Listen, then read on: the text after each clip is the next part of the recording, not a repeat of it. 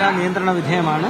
അപ്പോൾ രോഗികളെല്ലാം നമ്മൾ ഇവാക്യുവേറ്റ് ചെയ്ത് നമ്മൾ ബിൽഡിങ് തറവായിട്ട് ചെക്ക് ചെയ്തിട്ട് ഒരു ചാൻസും ഇല്ല എന്ന് പരിശോധിച്ച് ഉറപ്പുവരുത്തിയിട്ട് കംപ്ലീറ്റ് ആൾക്കാരെയും ഈ ബിൽഡിങ്ങിൽ നിന്ന് തൽക്കാലം ഇവാക്യുവേറ്റ് ചെയ്യാനാണ് നമുക്ക് ജില്ലാ കളക്ടറുടെയും പോലീസ് മേധാവിയുടെയും നിർദ്ദേശം കിട്ടിയിട്ടുള്ളത്.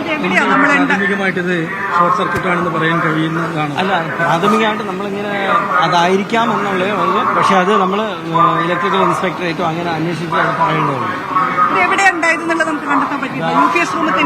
UPS റൂമാണ് സീറ്റ് ഓഫ് ഒറിജിനായിട്ട് നിലവിൽ കാണുന്നത്.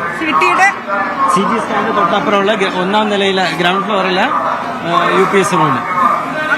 ഷോർട്ട് സർക്യൂട്ട് ആണെന്ന് തന്നെയാണ് നമ്മുടെ കംപ്ലീറ്റ് ബാറ്ററി കത്തിയിട്ടുണ്ട്. അവിടെ നിന്നാണ് ഫയറിന്റെ ഒറിജിൻ.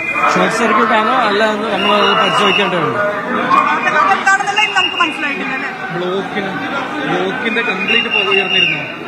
ബ്ലോക്കിൽ കാര്യമായ പുക ഗ്രൗണ്ട് ഫ്ലോറും ഫസ്റ്റ് ഫ്ലോറും മാത്രമേ വന്നിട്ടുള്ളൂ. എന്നാലും ഏറ്റവും കൂടുതൽ പുക ഗ്രൗണ്ട് ഫ്ലോർ മാത്രമായിരുന്നു. ബാക്കി താരതമ്യേന പുകയായിരുന്നു.